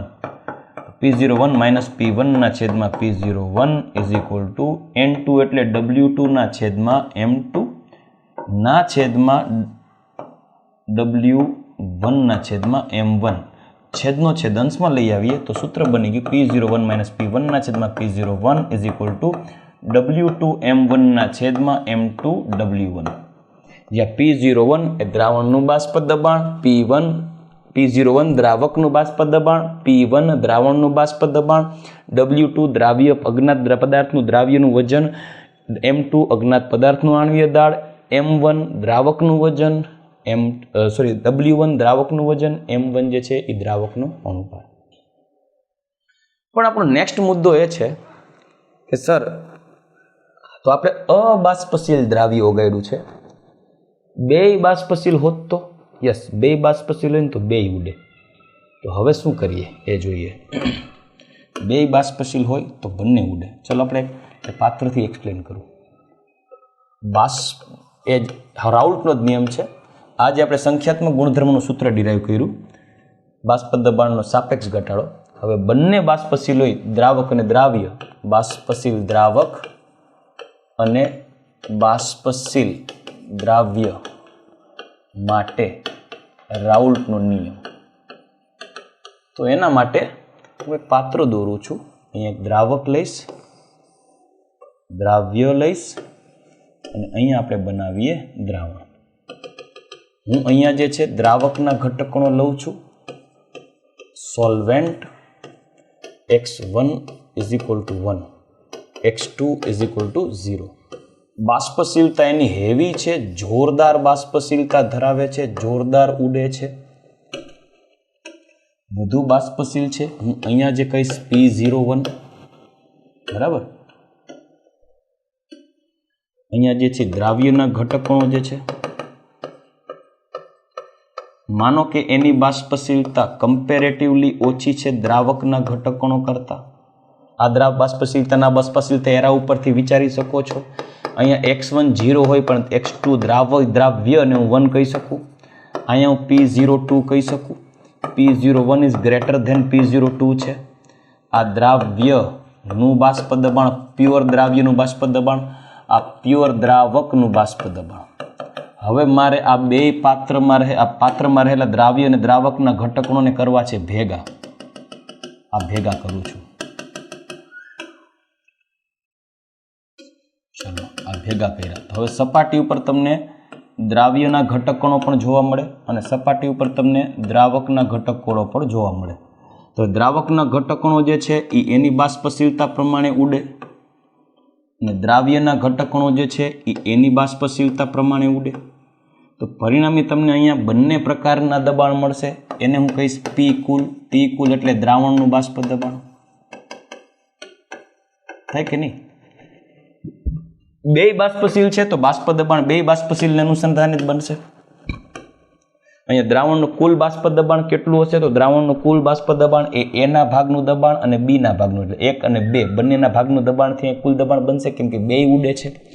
તો હું અહીંયા રાઉલ્ટના નિયમને ફોલો કરીશ. P કુલ બરાબર P1 પ્લસ P2, અથવા હું આને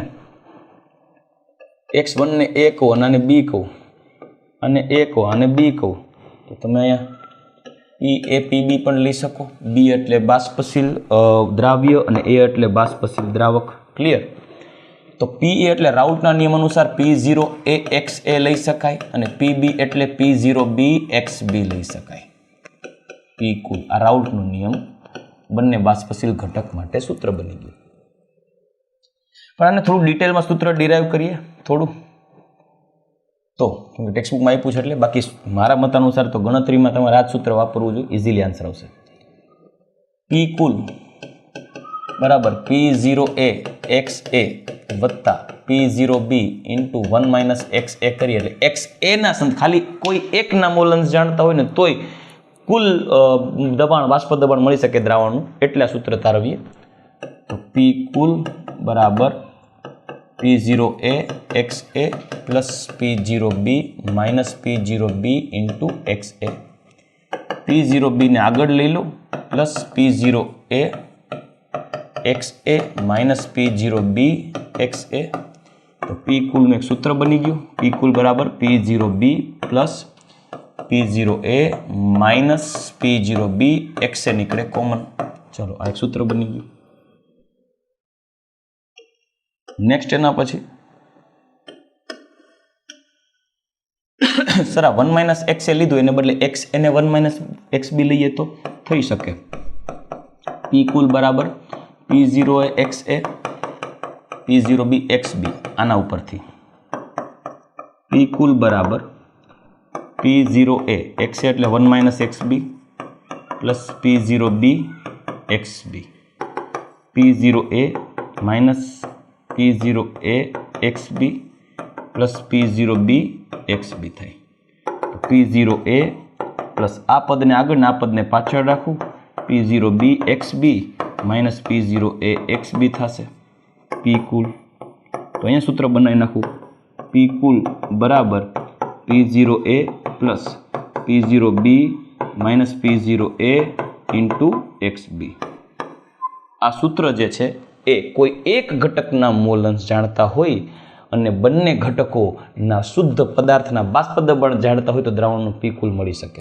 પણ આના માટે રાઉલ્ટના નિયમ અનુસાર ગ્રાફ કેવો બની શકે એ પણ આપણે સમજવાનું છે, મતલબ એનો ડ્રો કરીએ ગ્રાફ એટલે ખ્યાલ આવે. ચલો ખાસ સમજીએ. માનો કે હું અહીંયા PA લઈશ, અહીંયા હું લઉં છું PB, તો અહીંયા XA જે હું 1 કહીશ, XB કહીશ 0, XA હું 0 કહું તો XB આવે 1. હવે હું આ ગ્રાફ જે છે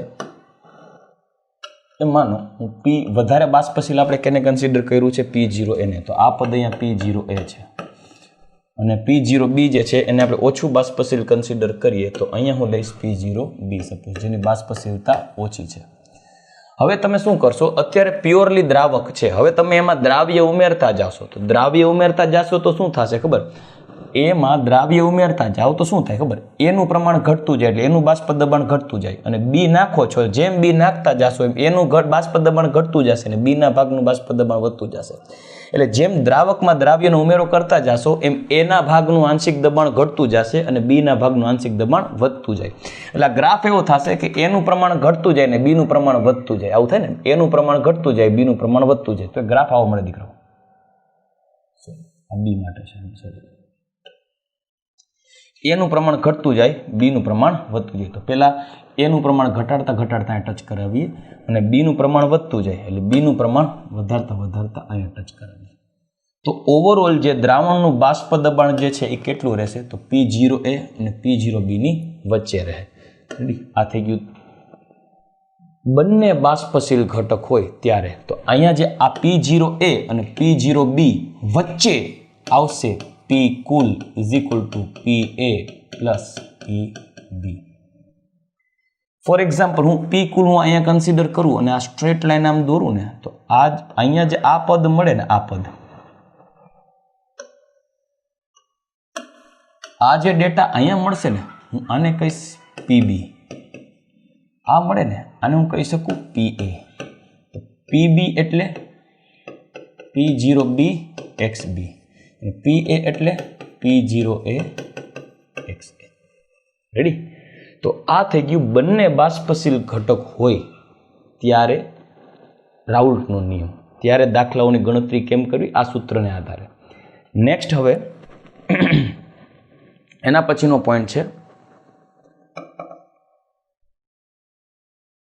રાઉલ્ટ એવું કે છે કે જ્યારે આ જે પાત્ર છે ને એ પાત્ર અહીંયા રિપીટ કરીને દોરું. અચ્છા, નેક્સ્ટ પેજ ઉપર આપણે પહેલા સમજીએ એટલે વધારે ક્લિયર થશે. રાઉલ્ટ એવું કહે છે કે જ્યારે બેય બાષ્પશીલ હોય, ઘટક A અને આ પાત્ર બંધ છે, ઘટક A અને ઘટક B બે બાષ્પશીલ હોય, આપણી પાસે A છે ને B છે એટલે એના ઘટકોને ઉડતા હશે અને ઘટક B પણ આની અંદર ઇન્ક્લુડેડ છે, ઘટક B ના ઘટકો પણ ઉડતા હશે કે નહીં અહીંયા. અને આ પાત્રનું P કુલ જે છે એ કેટલું હશે, PA વત્તા PB આવું હશે કે નહીં. અને PA શું છે તો કે PA છે એ P0A ઇન્ટુ XA છે, PB શું છે તો કે P0B ઇન્ટુ XB છે. દીકરાઓ XA અને XB શું છે તો કે XA જે છે ને XA એ અહીંયાથી મળે દ્રાવણમાં A ના મોલ અંશ અને XB પણ અહીંયાથી મળે દ્રાવણમાં B ના મોલ અંશ. હવે પ્રશ્ન એવો છે રાઉલ્ટ એવું કહે છે કે ભાઈ તને મોલ અંશ દ્રાવણના આપ્યા જ નથી, દ્રાવણમાં નથી A ના મોલ અંશ આપ્યા, નથી B ના મોલ અંશ આપ્યા, પણ જો વાયુ અવસ્થામાં A અને B ના મોલ અંશ આપેલ હોય,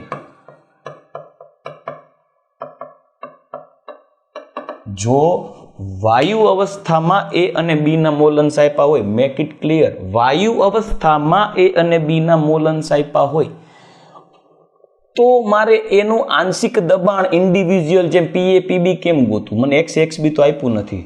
તો તેવા સમયે ડાલ્ટનનો ઉપયોગ કરો, એટલે ડાલ્ટનના નિયમનો ઉપયોગ કરી અને સૂત્ર મળે P કુલ PA બરાબર P કુલ ઇન્ટુ YA અને PB બરાબર P કુલ ઇન્ટુ YB. કેમ કે અહીંયા જે છે ને P કુલ અચળ હશે, એ P કુલમાં PA અને PB નો હિસ્સો જોતો હોય તો અંદર વાયુમાં A ના મોલંશ, વાયુમાં A ના મોલંશ અને વાયુમાં B ના મોલંશ કેટલા છે ને એને આધારે સૂત્ર મળે. અહીંયા અચળ P કુલ લેવું પડે, જ્યાં YA એટલે વાયુમાં A ના મોલંશ. આ ધ્યાનમાં રહે, બહુ ઇમ્પોર્ટન્ટ છે. આને રિલેટેડ ક્વેશ્ચન પૂછાશે, તમારે લખવું તો લખી લેજો. બોર્ડના પેપરમાં આને રિલેટેડ ક્વેશ્ચન આવશે ને આવશે, NCERT નો જ દાખલો આવશે.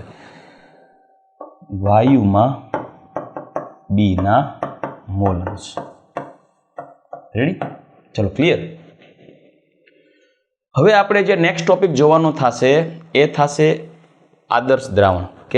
કેમ કે રાઉલ્ટના નિયમની મર્યાદા જે છે, રાઉલ્ટના નિયમની મર્યાદા એ છે કે તે માત્ર આદર્શ દ્રાવણોને લાગુ પડે. આદર્શ દ્રાવણને જ લાગુ પડે. તો હવે આપણે સમજવાનું તો એલા ભાઈ આદર્શ દ્રાવણને લાગુ પડે તો આદર્શ દ્રાવણ શું છે? તો બિન આદર્શ દ્રાવણ હોય એમાં નહીં લાગુ પડે, તો બિન આદર્શ દ્રાવણ હોય તો શું કરવાનું?